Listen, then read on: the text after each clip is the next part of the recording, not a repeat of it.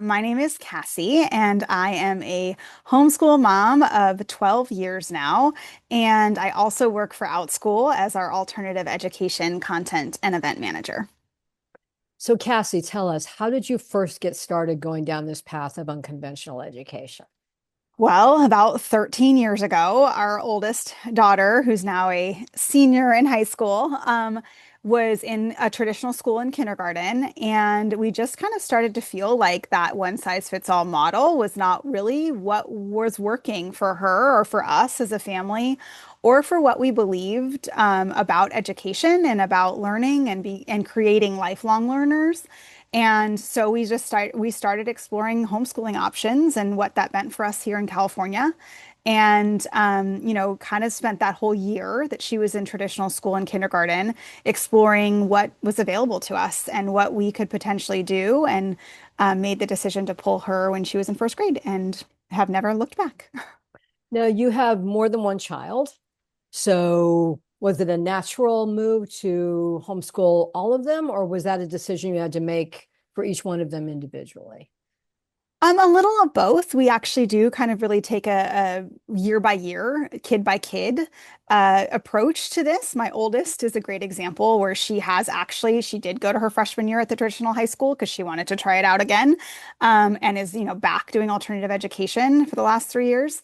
But for we have twins. So for our twins, we didn't really ever consider traditional school initially. We very much, decided that alternative education, homeschooling was going to be what we did for them.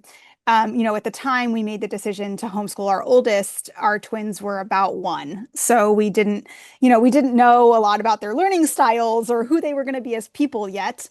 But in hindsight, choosing alternative education was incredibly beneficial. One of our twins is neurodivergent.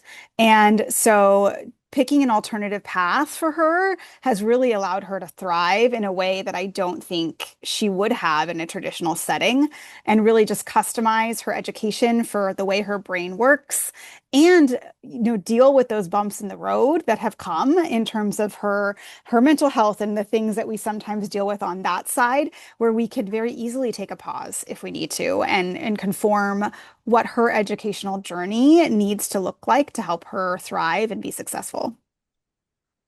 So, looking back on when you first got started and considering where we are in the world today, what's changed since you got started with all this stuff? And feel free to talk about what you do professionally as well. Yeah, I mean, so much has changed. So, I think that even 12, 13 years ago, when we were starting to look at alternative education options, we almost didn't do it because decision paralysis was real. There were so many options. And I think that that is true even more so now. There are just so many options available to you. Microschooling, hybrid schooling, online education, dual enrollment in high school. I mean, the list kind of goes on. And with the advent of more and more public funding programs in states across the country, I think that it is both a benefit to parents that there are more choices, and it can be a hindrance because it can make it really difficult to decide and navigate your way through all of these options and what works best for your family and what's available in your state and all of those types of things. Um, I think things like OutSchool, what I do professionally, I think are one of those changes. OutSchool is a little younger than our homeschool journey. And so things like OutSchool and the advent of online education weren't really a thing when we started homeschooling in the way that they are now. Of course, OutSchool has been in existence before COVID, and then COVID happened, and online learning boomed out of necessity. So I think the ability to customize education for what works for each child, even within one family, has just grown exponentially. And I think that one of my favorite things to see when I go to conferences, when I talk to other people like you, is to see how many options are available and how people are really customizing and unbundling education. And I also think one of the really encouraging things I've seen in just the last few years is the advent of all different sectors of education, private school, public school, online learning, homeschool, come together and say, like, maybe we shouldn't be working against each other and we should start trying to work with each other.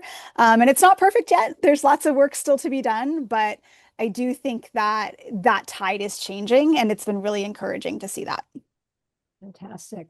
So I'll give you two different ways to answer this next question. So either what one piece of advice would you give to a family who's just starting out considering this path today? Or if you could go back and tell your past self 13 years ago one thing, what would it be? Your choice. Choose your own adventure, Mm. Cassie. Which of those two directions would you like to go?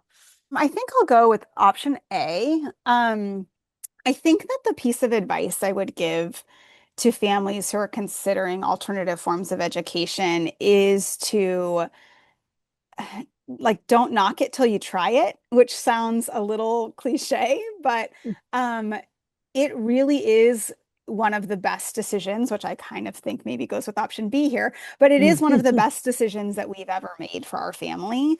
And in terms of the flexibility, in terms of the ability for our kids to explore their own pathways in education and what they need to get out of their education journey, I think that I would encourage parents to not give up when that decision paralysis takes over, and to not give up when maybe friends, family, the community at large tells you you're doing something against the grain and that you shouldn't do it because you're going to mess your kids up, or what makes you qualified to teach them, or all of the other things. What about socialization that I've heard 475 times since I started this journey? But I think, explore the path that works for your kids. That can look different for each kid. It can look different in different seasons. That's okay. I think that's one of the incredible benefits of alternative education is that choice is what is at the heart of it. We all do it for different reasons. We all have our different reasons why we have chosen this path. But at the heart of all of it is that we want choice and we want to find the right thing for each of our families and each of our kids. Um, and so I would just encourage families to kind of hold that as your true north, as you're going through, self-doubt, as you're going through, what do I decide? As you're going through a parent or family member or friend telling you you're crazy. It will probably happen. So just try to let it roll off your back, and know that there is an entire community of people out there that is supporting you and resources to help you, and that it really is, one of the best things that we've ever done, and that you're more capable than you think you are, and that you can really do this if you want to.